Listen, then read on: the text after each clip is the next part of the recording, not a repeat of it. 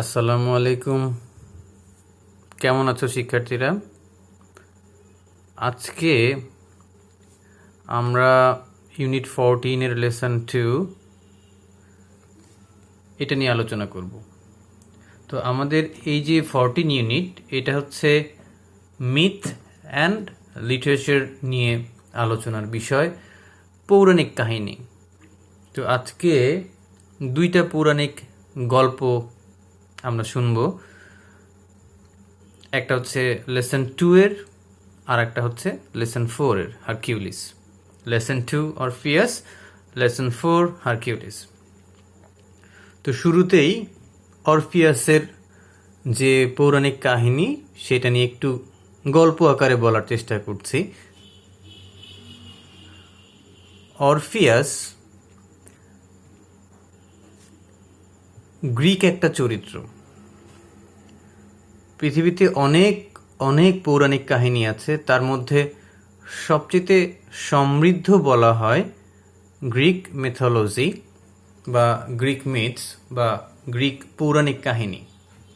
তো এই পৌরাণিক কাহিনীর একটি চরিত্র হলো অরফিয়াস, যে ছিল গ্রিক যুদ্ধের দেবতা অ্যাপোলোর পুত্র।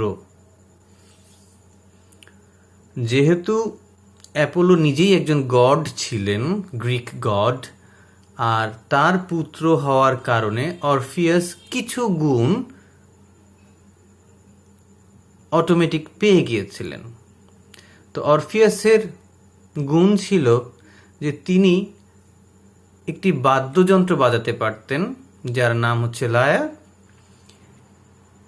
এই বাদ্যযন্ত্র তিনি যখন বাজাতেন পৌরাণিক কাহিনী অনুসারে, এবং তিনি যখন গান গাইতেন, তখন সমস্ত প্রাণী মন্ত্রমুগ্ধ হয়ে স্থবির হয়ে অরফিয়াসের বাজনা শুনত। এমনকি পৌরাণিক কাহিনী অনুযায়ী পাথরও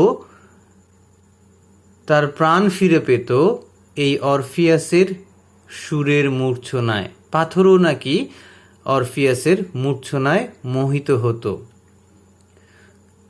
এখানে যে ছবিটা আমরা দেখতে পাচ্ছি, যে ছবিগুলো দেখছি, আসলে এগুলো সবই কল্পিত চিত্র, যে অরফিয়াস লায়ার বাজাচ্ছে এবং বনের সমস্ত প্রাণী, সেটা হিংস্র হোক আর হিংস্র না হোক, সব প্রাণী চারপাশ থেকে ঘিরে বসে অরফিয়াসের বাজনা মন্ত্রমুগ্ধ হয়ে শুনছে।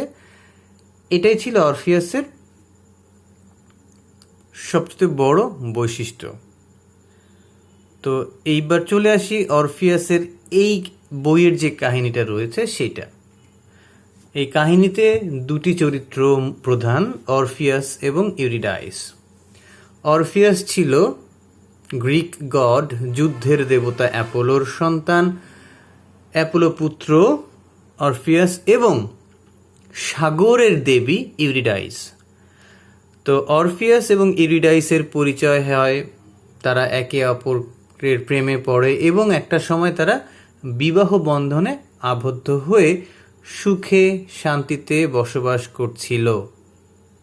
কিন্তু এই ইউরিডাইসের উপর ভূমি ও কৃষি দেবতা পরিস্টিয়াসের নজর পড়ে। পরিস্টিয়াস ইউরিডাইসকে ভালোবাসার আমন্ত্রণ জানায় এবং সেই সাথে সাথে বলে যে আমি ইউরিডাইস তোমাকে বিয়ে করতে চাই। কিন্তু ইউরিডাইস ওই পরিস্টিয়াসের আবেদনে সাড়া দেয় নাই। এবং একদিন পরিস্টিয়াস ইউরিডাইসকে পাওয়ার জন্য ক্ষেপে ওঠে এবং ইউরিডাইস তখন আত্মরক্ষার্থে দৌড়াতে থাকে। তো দৌড়াতে দৌড়াতে দৌড়াতে একটা সময় একটা বিশাল গর্তের মধ্যে ইউরিডাইস পড়ে যায়, যে গর্ত ছিল বিষাক্ত সাপে পূর্ণ। সেই গর্তের মধ্যে পড়ে সাপের ছোবলে ইউরিডাইসের মৃত্যু ঘটে। ইউরিডাইসের মৃত্যুতে অরফিয়াস উন্মাদ হয়ে যায় এবং অরফিয়াসের উন্মাদনাটা এতই বেশি ছিল যার ফলে সে নিজে পাতালপুরীতে হাজির হয় ইউরিডাইসকে ফেরত আনার জন্য। গ্রিক মিথোলজি অনুযায়ী মৃত্যু দেবতা হেডিস সমস্ত মৃতদেহ এবং আত্মাকে নিয়ে পাতালপুরীতে চলে যায়। এখন এখানে প্রশ্ন হচ্ছে যে অরফিয়াস কিভাবে পাতালপুরীতে গেল। শুরুতেই বলা আছে Orpheus is a son of a god of Greek mythology. যুদ্ধের দেবতা অ্যাপোলোর পুত্র অরফিয়াস, আর তাই সহজেই সে পাতালপুরীতে যেতে পেরেছিল। এবং পাতালপুরীতে যাওয়ার পরে দেবতাদের সভায় অরফিয়াসের সাথে নানা রকম বাক বিতণ্ডায় জড়িয়ে যায় দেবতারা। তো অরফিয়াস বলে যে আমাকে একটা সুযোগ দেওয়া হোক, যদি আমি দেবতাদেরকে মুগ্ধ করতে পারি তবে দেবতারা যেন আমার ইউরিডাইসের প্রাণ ফেরত দেন। তো দেবতারা বলল যে এতই সহজ, দেবতাদের খুশি করা কি যার তার কর্ম। ঠিক আছে, দেবতারা বলে যে ঠিক আছে অরফিয়াস, তুমি কিভাবে আমাদের মন জয় করতে চাও? তখন অরফিয়াস বলে যে আমি আমার বাদ্যযন্ত্রটা বাজিয়ে গান শোনাতে চাই।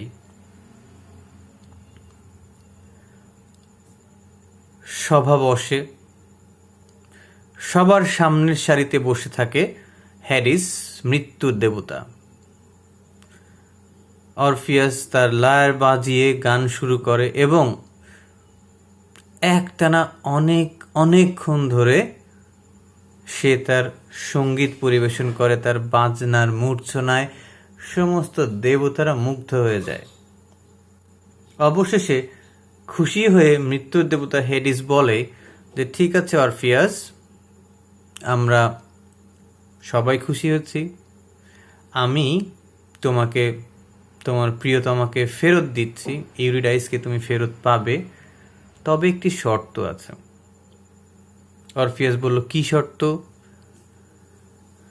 মৃত্যুর দেবতা হেডিস বলে তুমি পাতালপুরী থেকে ইউরিডাইসকে নিয়ে পৃথিবীতে যাবে, তবে হেঁটে যাওয়ার সময় তুমি থাকবে সামনে আর ইউরিডাইস থাকবে পেছনে, এবং পৃথিবীতে পাতালপুরী থেকে মর্তে পা পড়ার আগ পর্যন্ত কোনোভাবেই তুমি পিছন ফিরে দেখতে পারবে না।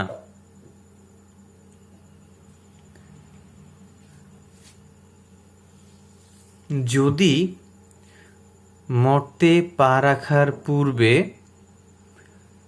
অরফিয়াস পিছনে তাকায় তাহলে চিরতরে সে ইউরিডাইসকে হারিয়ে ফেলবে।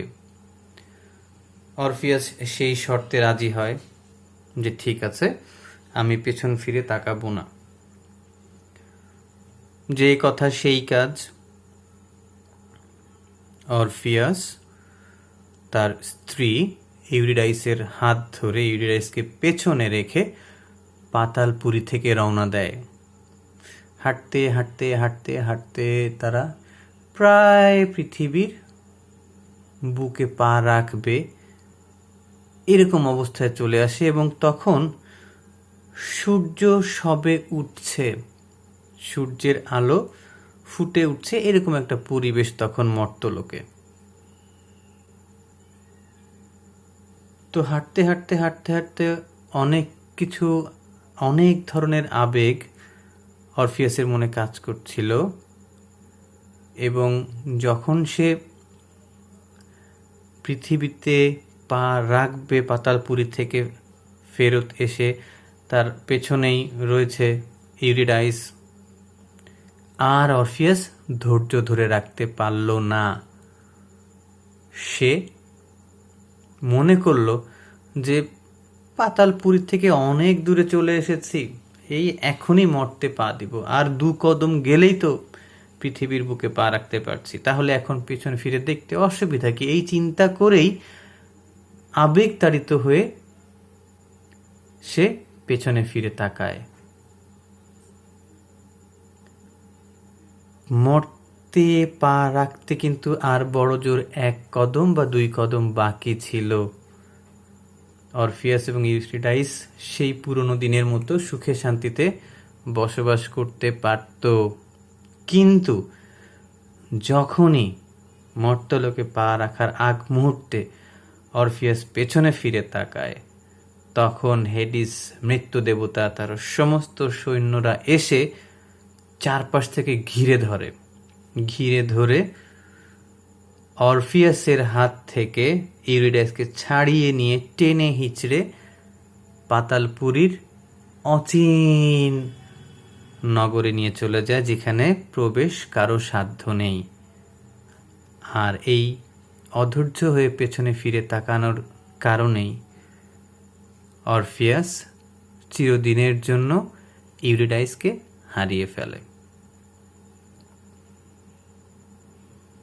আর ইউরিডাইসকে হারিয়ে ফেলে অরফিয়াস পুরোপুরি উন্মাদ হয়ে যায়।